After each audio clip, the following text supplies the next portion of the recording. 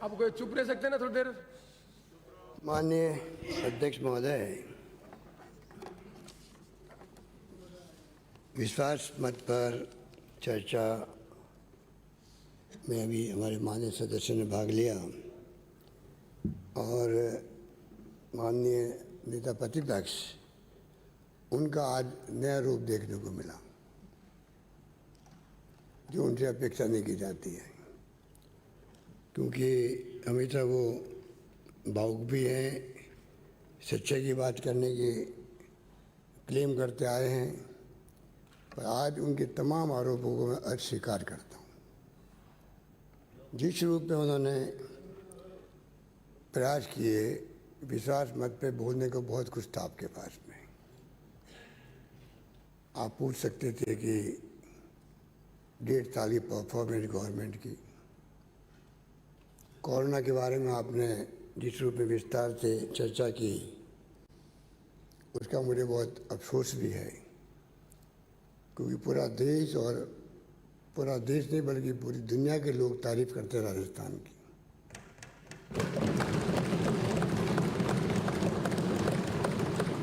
प्रधानमंत्री जी कहते हैं कि राजस्थान से अन्य राज्यों को प्रेरणा लेनी चाहिए।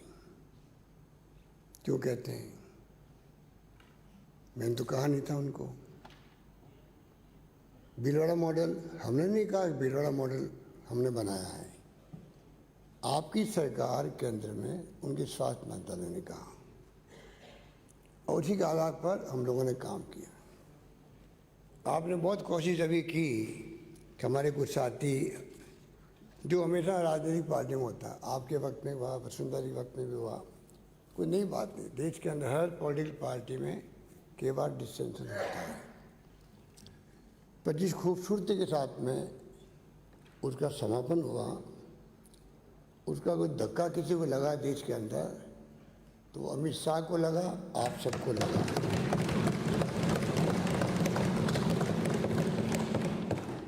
उत्साह बौखलाए हो और बौखलाहट आप भी नजर आ रही थी।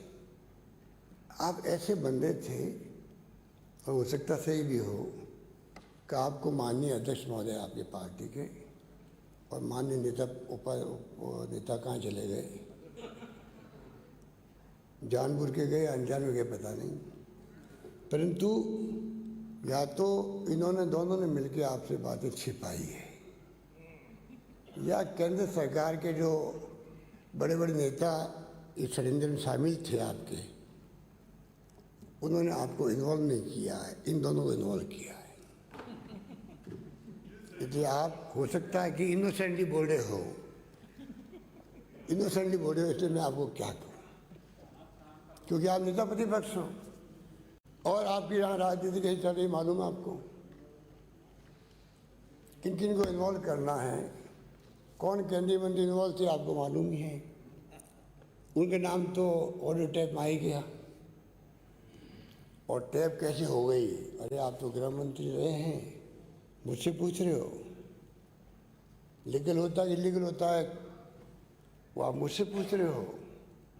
राजस्थान में कभी परंपरा रही नहीं है इलीगल विधायकों के एमपी के टैप करने की, और ना यहाँ हुआ है, ये मैं कह सकता हूँ दावे के साथ। आपने ऐसी फिरा बांधी, ए भाई ए, आपने ऐसी फिरा बांधी कि जैसे वो वापस लड़ाई शुरू कैसे हो यहाँ पर। आपके सपने कभी पूरे नहीं होंगे। आपने 2 बार हमारे डिप्टी सीएम साहब जो रहे हैं मेरे साथ में, कोट करना पड़ा आपको बड़ी खूबसूरती के साथ। आज तो आपकी अदाएं बड़ी अजीब थी। क्या अदा से बोले थे आप कि कैसे वापस 4 महीने बाद, 6 महीने बाद में पुनः कैसे हम षड्यंत्र करें पहले की तरह। वो षड्यंत्र आप लोगों का था, आपकी पार्टी का था, आपकी हाईकमांड का था। मुझसे पूछते हो, पूरा देश गवाह है।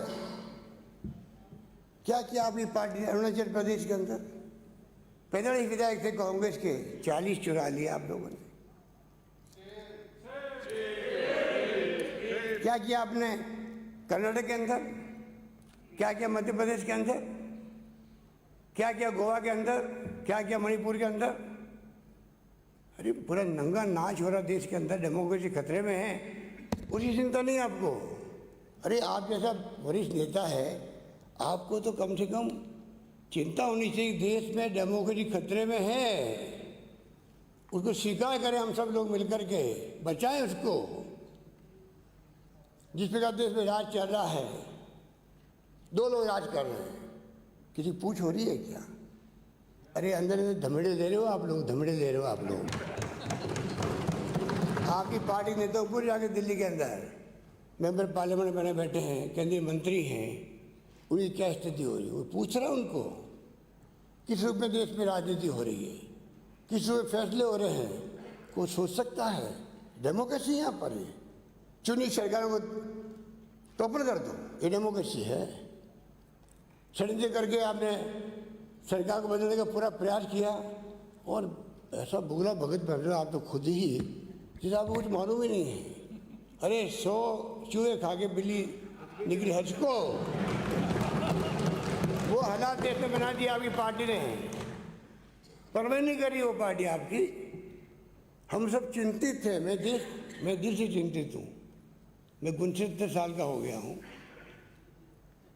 50 साल से राजनीति कर रहा हूँ, 50 साल से। मैंने भी 3 बार केंद्रीय मंत्री रहा, 3 बार प्रदेश अध्यक्ष रहा हूँ, 3 बार मैं एआईसीसी के महामंत्री रहा हूँ, और 30 बार आप सबके सहयोग से मैं मुख्यमंत्री हूँ। मैं आज चिंतित हूँ, और मैं नहीं हूँ, आप मेरे कई लोग चिंतित होंगे, क्योंकि राजनीतिक पार्टी बोलते नहीं है। मैंने पत्र लिख दिया, उतना आप ऐतराज हो गया। अगर मैं मेरे विधायकगणों को, मैं इस सदन का नेता हूँ, आपने मुझे चुना है, अगर मैं एक डिओ लेटर लिख दूँ इनको, कुछ जरूरी है को मेरी बात को मान के चलें। आपकी अंतरात्मा के वो काम कर रहे हैं आप लोग।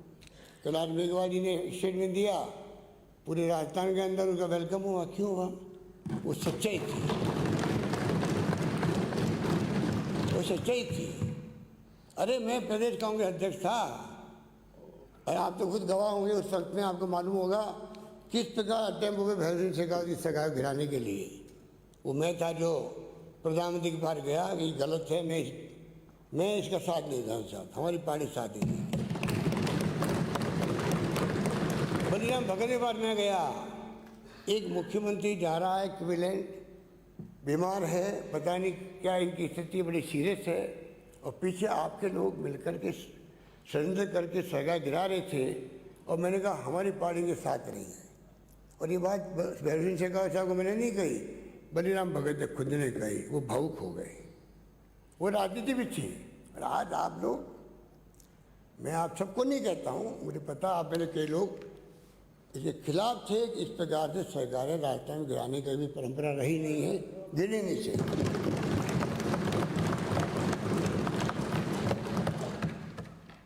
आपकी पार्टी का अधिकांश लोग चाहते थे, और मैं उम्मीद करता था आप भी चाहते होंगे, क्योंकि आपकी पर्सनैलिटी ऐसी रही है। आज आपका दूसरा रूप देख करके मुझे बहुत दुख हो रहा है। इसलिए मैंने कहा हो सकता है आपको जानकारी लोग देते नहीं होंगे, बड़े बड़े नेता बैठे हुए हैं, और छिपके, अरे भाई छिपके दिल्ली जाने क्या दुख है? दिल्ली राजधानी है, जाओ आओ, हम भी जाते थे आते थे, कोई दिक्कत नहीं है। छिपके गए, रात को काउंसिलिंग में भाग लिया, और रातों रात वापस आ गए, इसमें पकड़ हो गए, और मीडिया कह रहे हम तो गए ही नहीं दिल्ली, हम तो यहीं पर हैं। कमाल हो गया, कमाल हो गया, कमाल हो गया। और छिपके जो राजनीति तभी होती है जब कोई षड्यंत्र होता है, तो षड्यंत्र होता है, और षड्यंत्र भागीदार बने कई चेहरे आगे मुख्यमंत्री बनने के लिए, पता नहीं क्या होगा, कौन मुख्यमंत्री बनेगा। वसुंधरा जी का कैसे प्रतिस्पर्धा करने का मौका अच्छा मिला है। हाईकमांड भी जो सुनते हम लोग, मुझे तो आप लोगों ने मौका दिया नहीं इनसे बातचीत करने का, ऐसे एडवाइजर को मिल गए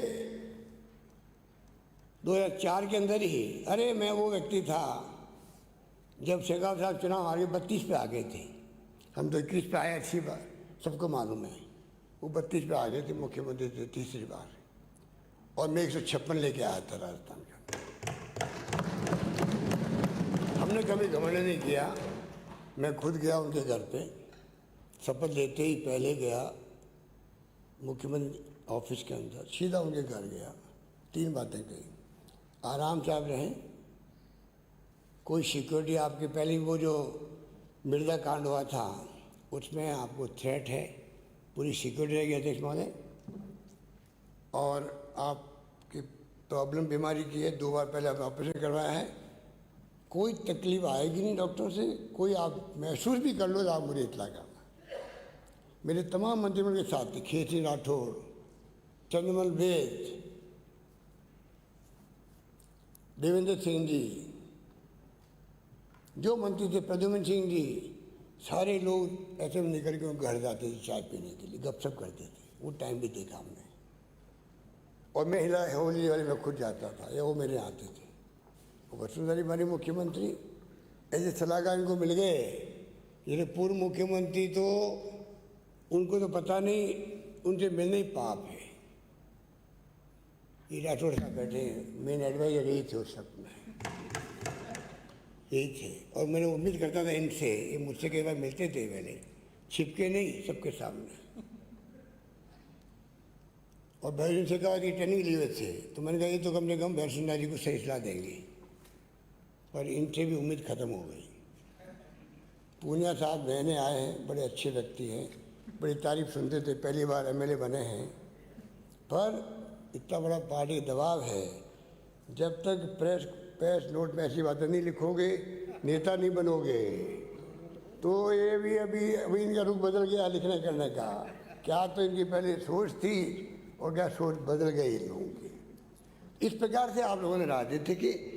तो माननीय अध्यक्ष महोदय, मैं माननीय सम्मानित नेता पद पर कहना चाहूँगा, आपकी कोई चाल, हमारा जो कुनबा बैठा हुआ है, इसको आप कितनी कोशिश कर लोगे, आप, आपके साथी, आपके हाईकमान, जिसे तय कर रखा है राजस्थान सरकार को मैं गिरा के रहूँगा, और मैं तय कर चुका हूँ किसी कीमत पर गिरने नहीं दूंगा।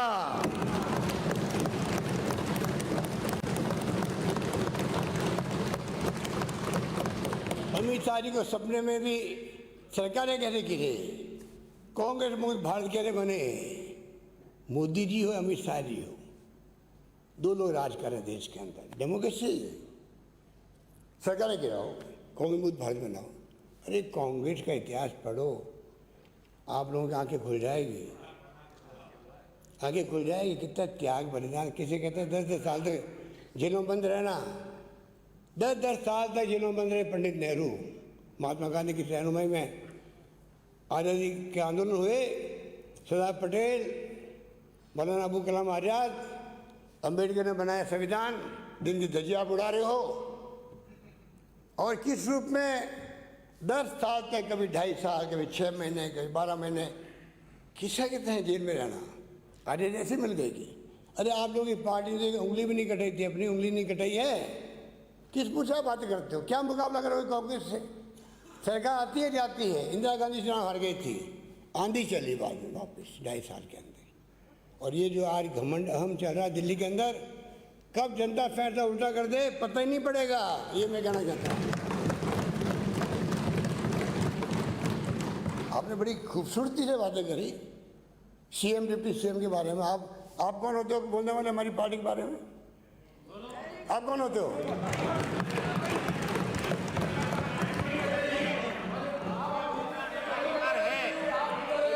आपने अकेले ने ठेका नहीं दिया हाउस में बोलने का, हाउस में बोलने का मेरा अधिकार है। बोल रहे हैं प्लीज, आप हिल नहीं, उन्होंने हिल दी कि आप समय सीनियर आदमी है, जब वो बोल रहे तो आप नहीं बोल रहे हैं। प्लीज आप नहीं कह सकते, हमारी पार्टी के अंदरूनी मामले, आपकी पार्टी के अंदरूनी मामले। हम तो नहीं कहते हैं आपका रिश्ता क्या वसुंधरा जी से, हम तो नहीं कहते हैं यूनिस का आपका प्यारा हो गया वसुंधरा जी का और राजनाथ अलग क्यों हो गया, हमें पता ही नहीं है। ये आपकी पार्टी झगड़े हैं, हम क्या कर सकते हैं। हमने कभी नहीं कहा हाउस के अंदर आप पंचायती करो, हाउस के अंदर हमारी पंचायती करोगे आप लोग, आप पंचायती करोगे, आप पंचायती करोगे। मुझे किसे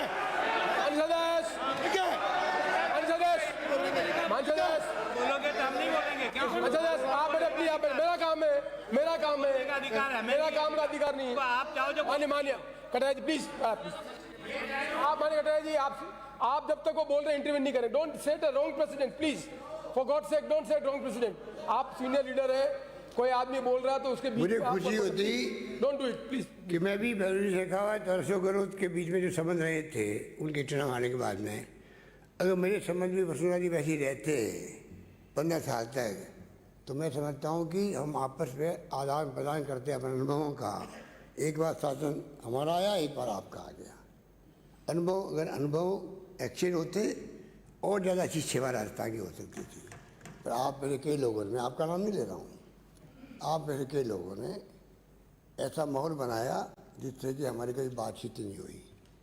अब जो है कि अफवाहें चल रही है, जो आप मैं उसको रिपीट नहीं करना चाहता। स्वाभिमान की लड़ाई हो रही है, सब बातें हो रही हैं। अरे कोरोना के बारे में आप बताइए, मैं आज तक पूरे देश की मीडिया को कहता आ रहा हूँ, आज तक भी जब कभी मेरा वीडियो या कॉन्फ्रेंस से वो लेते, मेरा इंटरव्यू लेते हैं, मुझे गर्व है कि राजस्थान में पक्ष विपक्ष जब से शुरू हमने किया है, आप सबको बुलाया मैंने, अच्छी मीटिंग हुई, फिर आप मुझसे मिलने आए। मैंने बाद में धर्म गुरुओं को बुलाया, डॉक्टरों को बुलाया, उसके बाद मैंने एक्टिविस्ट से बात करी और कोई 50-60 पीसी कर ली मैंने, सरपंच तक कर ली, वार्ड पंच तक कर ली, ग्राम सेवक तक कर ली, किसी को नहीं छोड़ा, पुलिस के कांस्टेबल तक कर ली। मैं मेरे लगा हुआ हूँ और उसमें मुझे खुशी है कि आप सबका सहयोग मुझे मिला, पक्ष विपक्ष का। चाहे वो हम लोगों ने सोशल सिक्योरिटी की स्कीम चलाई हो, कैश बांटा हो, काइंड में एमएलए फंड में से आप लोगों ने सेवा की हो, दानदाताओं को मोटिवेट किया हो, मामा साहब ने आगे आए हों, एमएलए को मोटिवेशन आए हों, मैंने पक्ष विपक्ष को साथ रखा, एक समान श्रेय दिया। मैंने कोई राजनीति नहीं करी कोरोना के अंदर। अभी चाहे वो होटल में बैठे रहे होंगे, रोज वीडियो कॉन्फ्रेंसिंग होती है, आप भी देखते हो, फिर भी आपने उसका जिक्र नहीं किया। 21 घंटे मैंने वीसी करी, आपकी पार्टी के 80% लोगों ने तारीफ करी, 90% लोगों ने तारीफ करी। हमारे यहाँ कोई दिक्कत नहीं, हम सब अच्छा काम कर रहे हैं। मुझे गर्व होता है कि पूरे देश के अंदर इसी कारण से उपलब्धि राजस्थान को मिली कि शानदार कोरोना में काम हो रहा, उस पर राजनीति क्या हो। एक आप तो भावुक आदमी हो कटारिया जी, एक इंसान की जान चली जाती, कितना दुख होता है हम लोगों को, कितना दुख होता है, एक की जान क्यों जाए। और ये सोच कर कि हम लोगों ने कोई भूखा नहीं सोए, पड़ोसी की मदद करे, उसी रूप में हम लोगों ने छूट दी एमएलए को, उसी रूप में हम लोगों ने सबको साथ लिया। और आज तक मैं इंटरव्यू में कभी आप लोगों की टिप्पणी आ भी गई, माला अध्यक्ष जी की किसी की आ गई है राजनीति में कोरोना को लेकर, तब भी मैंने कहा नहीं, हमारे यहाँ तो पक्ष विपक्ष, प्रदेश की जनता, एक्टिविस्ट सब मिलके हम लोग लड़ाई लड़ रहे हैं। ये जंग है जीवन को बचाने की, ये जंग है जीवन को और आजीविका को बचाने की। लॉकडाउन हुआ लंबा, बर्बाद हो गए, पूरा देश बर्बाद हो गया, पूरा प्रदेश बर्बाद हो गए, हमारी रेवेन्यू कम हो गई, केंद्र की होगी, हमारी कम हो गई, अभी तक 40% आ गए। कैसे हम लोग काम कर पाएंगे, चिंता वो होनी चाहिए, डिस्कशन में होना चाहिए था। आप मुझे पूछ रहे हो, आप बताइए, मेरा जवाब देना आपका, आपने क्या कर लिया। अरे क्या कर लिया, आप देख रहे हो भुगत रहे हम लोग 6 महीने से, जीवन बचाने का पैसा हमारे सामने है, उस पर तो कम से कम लोगों में तो व्यवहार बदल गए, सोच बदल गई कि क्या पता नहीं कल मैं जिंदा रहूँगा नहीं रहूँगा तो मेरे धन क्या काम आएगा। शादी आ गई लोगों के अंदर, पूरी तरह देश के अंदर, दुनिया के अंदर सोच बदल गई व्यक्ति की। और उस कोरोना के अंदर भी कैसे सरकार टॉपर हो मध्य प्रदेश की। अरे कोरोना के अंदर भी उस लापरवाही 1 महीना तक उठा बड़ा चलती गई, कोरोना फैल गया मध्य प्रदेश के अंदर। यहाँ पर कोरोना आया तो खबर आ रही थी दिल्ली से, कोरोना नो कोरोना। हमारा मिशन टॉपर है, मिशन लॉटस, जो भी नाम देते आप लोग, वो कंटिन्यू रहना चाहिए, कंटिन्यू रहना चाहिए। आप बताइए कहाँ जा रहा देश, कोरोना में जिंदगी जा रही है और मिशन कंटिन्यू रखो आप लोग, कंटिन्यू रखा गया। मार्च के अंदर चुनाव थे राज्यसभा के, मध्य प्रदेश के सीएम साहब शपथ ले रहे हैं, जुलूस निकले बड़े बड़े, पार्लियामेंट चल रही है, अचानक 2 दिन पहले election commission of India postpone करता चुनाव को। क्यों करता भाई? अरे परसों चुनाव होने वाले हैं, वोटिंग पड़ जाएगी। इसलिए कि जो उनका षड्यंत्र था, एक कैसे हम मध्य प्रदेश गुजरात की तरह तोड़फोड़ करें। 14 विधायक तोड़ लिया आपकी पार्टी ने। जब मिस्टर अमर पटेल खड़े हुए थे वहाँ पे, तो हम जीत के आए थे। 2:30 बजे तक रात को हमारे गृह मंत्री महोदय वहाँ बैठे रहे थे असेंबली के अंदर। 14 विधायक तोड़ लिए, इस बार 7 और तोड़ लिए। इसीलिए चुनाव पोस्टपोन किए गए। उनको उम्मीद थी कि राजस्थान से भी उम्मीद थी, गुजरात में और 7 तोड़ लिए इस बार, एक चीज निकालने के लिए। क्या हो रहा है ये तो सोचो कम से कम। डेमोक्रेसी नहीं रहेगी तो हम आप कहाँ रहेंगे? उसकी कोई चिंता नहीं। शानदार मैनेजमेंट की तारीफ नहीं करी आपने। मैं तो उम्मीद करता था कि आज पूरे हाउस के अंदर आज भी और कोविड की जब चर्चा होगी तो आप कहेंगे भाई राजस्थान वो उदाहरण पेश किया राजस्थान ने, जब पक्ष विपक्ष से मिल करके राजस्थान के मैनेजमेंट की कमी नहीं रखी। और मेरे को गर्व कहते हुए मैं संतुष्ट हूँ। मेरे विधायकों को मैं अलो भी नहीं करता। मुझे मालूम है सब ने मिलकर इतना शानदार काम किया अपने क्षेत्रों के अंदर, जनता खुश है। हमारे विधायक लोगों ने कहा पहले फ़ोन आते थे काम के लिए, अब फ़ोन आते हैं आप डटे रहना, भले महीना भर लग जाए 2 महीने लग जाए, सरकार गिरनी नहीं चाहिए, ये स्थिति बनेगी।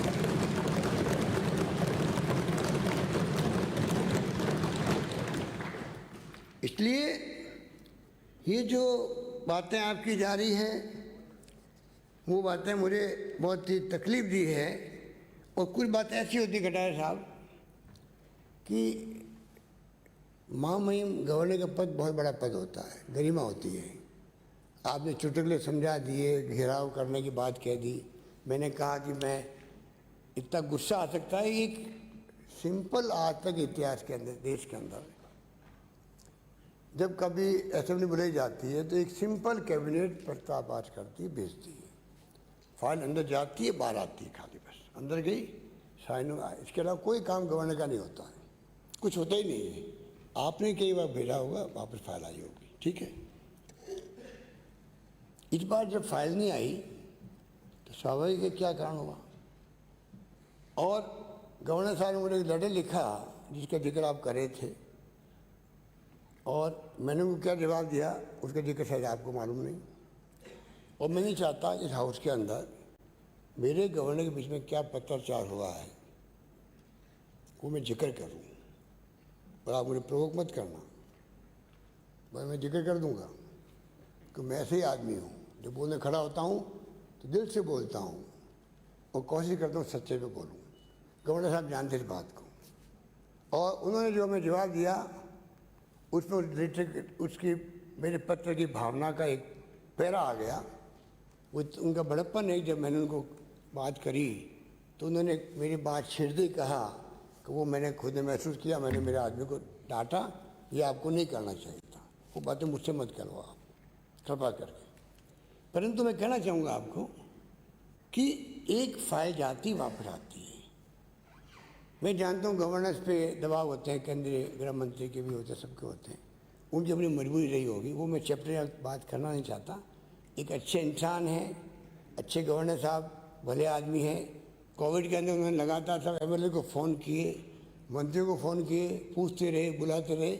मुझे अच्छा लगा कि पहले गवर्नर आए हैं जो कि इतना इंटरेस्ट ले रहे हैं, तो मुझे उनसे कोई शिकायत नहीं रही। पर वो शिकायत वाजिब थी, तो मैंने कहा जनता में गुस्सा आ सकता है, खिलाफ कर सकता है, मेरी जिम्मेदारी नहीं होगी। ये मैंने नहीं कहा मेरी सरकार उनका बचाव नहीं करेगी, मैंने नहीं कहा है। आप लोग जो गलतफहमी पैदा करते हैं उनके दिमाग के अंदर, मैंने कहा गुस्से में लोग आ जाएंगे और ये पॉलिटिकली लैंग्वेज होती है।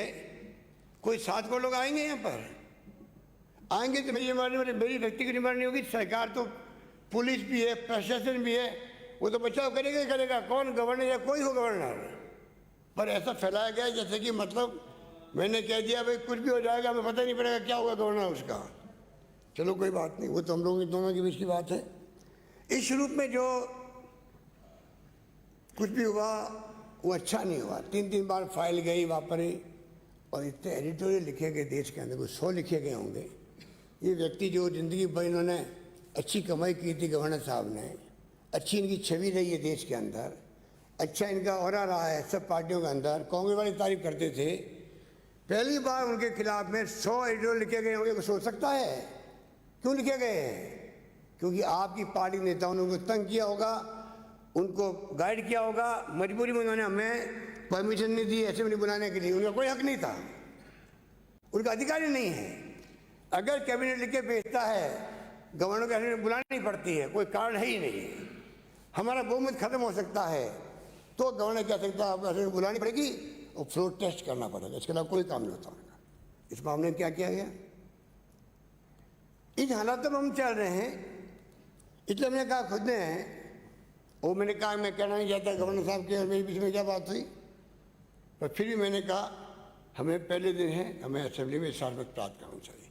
जनता में ऐसे मैसेज चले गए हैं, पता नहीं इनके बीच में क्या क्या बातें हो रही हैं। आगे हम सबको मिलकर काम करना है, तो कमरे का माहौल ऐसा बने जिससे कि हम मिलकर काम कर सकें। इसलिए मैं आपको निवेदन करना चाहूँगा तमाम माननीय सदस्यों को, और ये क्या गलत कह दिया आप लोग, हल्ला करने लग गए। माननीय सदस्य, ये तो डेमोक्रेसी में बातें सही हमारे सामने आती है। क्या ईडी का, सीबीआई का इनकम दुरुपयोग नहीं हो रहा है देश के अंदर? आज क्या आप लोग भी टेलीफोन में बात करते हो तो सीधा नहीं कहते हो फेस टाइम पे आ जाओ भाई, व्हाट्सएप आ जाओ भाई, क्यों कहते हो? क्या डेमोक्रेसी में ये बात अच्छी है कि आप कहते हो कि फेस टाइम पे आ जाओ, व्हाट्सएप बात करो, खुल के कोई बात नहीं कर सकते देश के अंदर? इसको हम क्या कहेंगे? इसको क्या कहेंगे? कोई जवाब है किसी के पास में? हो रहा है देश के अंदर, पूरी तरह से बर्बादी हुई हुई है। और उसके बाद में भी बड़े अच्छे आर्गुमेंट दिए गए, जैसे कि मतलब वो हमारी पार्टी के नेताओं के, आपको बहुत बड़ी चिंता है हम लोगों की, और इसलिए कि ये क्या हुआ, आपके घर की लड़ाई थी और बदनाम क्यों कर रहे हो? आपने अच्छा बचाव करने का प्रयास किया हाईकमांड का, आपका वो आपका फर्ज था, इसलिए मुझे एतराज़ नहीं है उसके अंदर। परंतु जिस रूप में लगता है कि नेता प्रतिपक्ष को भी घुमा रखा गया होगा, उनको सारी बातें बताई नहीं गई होगी कौन कौन षड्यंत्र में शामिल था। क्या एक केंद्रीय मंत्री का नाम नहीं आया उसमें ऑडियो टैप के अंदर? कोई इनकार कर सकता है? क्यों नहीं वो वॉइस टेस्ट करवाते हैं अपनी? क्या एसओजी के अंदर मुझे या डिप्टी सीएम साहब को दिए नोटिस आ गया? कोई अभी तो बन गए हम लोग? खाली आपकी, हमने आरोप लगाया कि भाई सरकार को टॉपर करने का षड्यंत्र चल रहा है, चीफ मिनिस्टर ने लिख के भेजा, उन्होंने उसके बदले में एसओजी ने लिख के हमें भेजा आप बयान दे दीजिए। सिंपल 160 सीआरपीसी के अंदर खाली गवाही के लिए कहा था, कोई आरोप नहीं लगाया कि भाई कोई मुलजिम है हम लोग या कोई क्या है क्या नहीं है। आपने बड़ी खूबसूरती से उसको एक्सप्लेन कर दिया, और गलतफहमी पैदा भी हुई थी देश के अंदर। खाली सीएम, डिप्टी सीएम अथवा अन्य किसी एमएलए को नोटिस मुलजिम के तौर पर नहीं भेजा गया, तथ्यों की जानकारी होने के लिए संभावित गवाह के तौर पर बयान, संभावित गवाह अगर आप कुछ कहना चाहते हो, बयान लिखने के लिए समय और स्थान पूछा गया खाली। आप ऐसा बोल रहे हो जैसे कि वास्तव में बहुत बड़ा षड्यंत्र हो गया और एसओजी को दुरुपयोग हो गया। अरे हम जो आरोप लगाते हैं ईडी पर, सीबीआई पर, इनकम टैक्स पर, तो हम खुद ही दुरुपयोग करेंगे एसओजी का और एसीबी का। क्या वो अगर हमारे एमएलए वहाँ पे बैठे हुए हैं, वो उनके गवाह लेने नहीं, बयान लेने नहीं जाएंगे उनके पास में? और हमारे यहाँ कोई टेलीफोन टैप नहीं होता। मैं फिर आपको कहना चाहता हूँ, आप विश्वास दिलाता हूँ, आप निश्चिंत रहो, कोई अफवाह नहीं चलनी चाहिए। इसलिए मैं माननीय अध्यक्ष महोदय यही कहना चाहूँगा, यहाँ पे टीडी का प्रकोप की बात भी हुई है। पेट्रोल डीजल के दाम तो कमाल ही हो गया, 20 दिन तक लगातार बढ़ते गए। 10 पहले बढ़ते थे देश के अंदर, हंगामा होता था। और आज आपकी पार्टी की सरकार ने वहाँ पर डीजल पेट्रोल के दाम लगातार बढ़ाते गए, कोई पूछने वाला नहीं आपको। और किस प्रकार राजनीति का पतन, नैतिक पतन हो रहा है, सबको मालूम है। मैं क्या कहूँ, आप खुद समझते हैं बातों को। और आज जो स्थिति हम अलग से अध्यक्ष महोदय आपको रिक्वेस्ट की गई है कि हम चाहेंगे कोरोना पर और लॉकडाउन के बाद में जो स्थिति बनी है फाइनेंशियल, स्लो डाउन पहले ही था, कोरोना के पहले ही स्लो डाउन था इकोनॉमिक, और बहुत ज़्यादा बनी है। तो हम सबका फर्ज बनता है कि हम क्यों नहीं उस पर चर्चा करें पब्लिक का कॉन्फिडेंस बढ़ेगा और उसी हिसाब से हम चाहेंगे कि बाद में हम लोग अपना काम कर सकें। इसलिए मैं आपको रिक्वेस्ट करूंगा कि आप जब भी चाहें हाउस वहाँ पर बुला लीजिए। उस पर मैं चाहूँगा कि हमारे सब साथी, क्योंकि मैंने 21 घंटा वीडियो कॉन्फ्रेंस की थी और मैं आभारी हूँ वसुंधरा जी का भी, वहाँ पे लखनऊ में थे तब भी जुड़ी वहाँ पर, आप खुद जुड़े थे उसके अंदर, आप भी जुड़े थे, सब लोग जुड़े और आपके मेंबर पार्लियामेंट जुड़े थे, कई केंद्रीय मंत्री आए वापस चले गए टाइम के कारण से, पर सब ने पक्ष विपक्ष ने उस वक्त में 21 घंटा बैठ करके जो कुछ मुझे सलाह दी मैंने प्रयास किया उन सलाहों के आधार पर मैं और क्या फैसले करूं।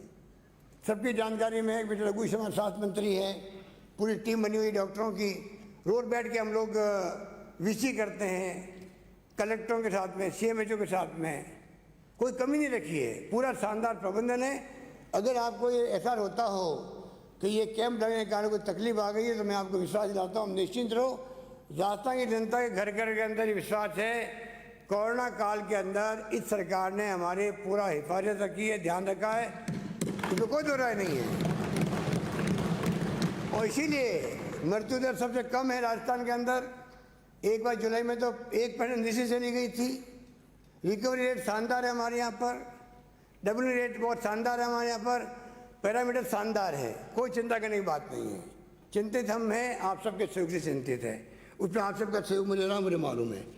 इसलिए मैं लंबी बात नहीं करता हुआ अध्यक्ष महोदय, क्योंकि आज आर्थिक तंगी, कोरोना, देश में कई हालात थे, चाइना का हालात अलग था, उस पर चर्चा तो हो नहीं, खाली आपने खड़े होकर के मुझे किस प्रकार से आपने बड़ी होशियारी से और वही गुलाब सिंह कटारिया जी के माध्यम से जो कुछ कहने का प्रयास किया गया, मैं समझता हूँ कि उसमें कोई मैं स्वीकार करने तैयार हूँ, आपकी बातों में कोई दम नहीं था। आप खाली अपना फेस सेव कर रहे थे, आपको मालूम नहीं कि आपकी पार्टी के नेताओं ने क्या क्या षड्यंत्र किए, या तो जानकारी नहीं आपको, और जानकारी है आपको तो आप जानबूझ करके आप उनके पार्ट और पार्षद हैं, आप मिलकर के हमारी सरकार को टॉपर करने के लिए पूरा प्रयास कर रहे थे। उसमें आपको बहुत बड़ा झटका लगा, तब वो एक हो गए, तो इतना बड़ा झटका लगा, उस झटका अभी तक आप सहन नहीं कर पा रहे, मैं कहना चाहता हूँ। अब लास्ट में जो हमारे राजा राठौड़ साहब ने कहा, तो इधर उधर की बात न कर, मुझे पता नहीं आपका मकसद तो क्या था, तो मैंने मेरे दोस्त से वो पूरा शेर मंगाया है, आपको तो मैं पढ़ के सुना दूँ उसको।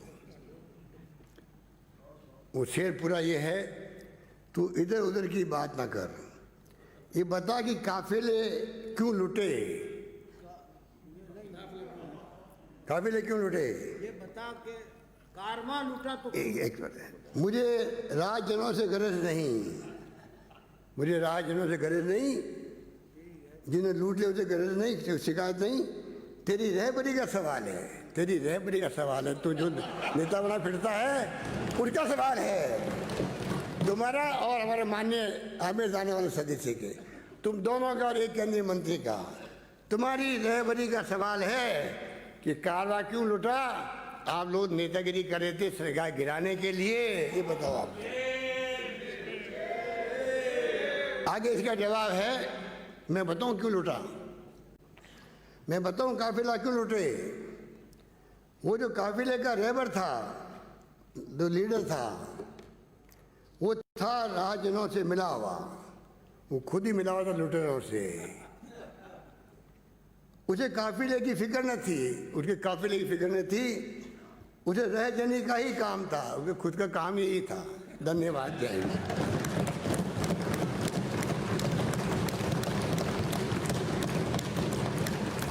प्रश्न यह है कि यह सदन मंत्री परिषद में विश्वास व्यक्त करता है, जो पक्ष में वो हाँ कहे, जो विपक्ष में वो ना कहे।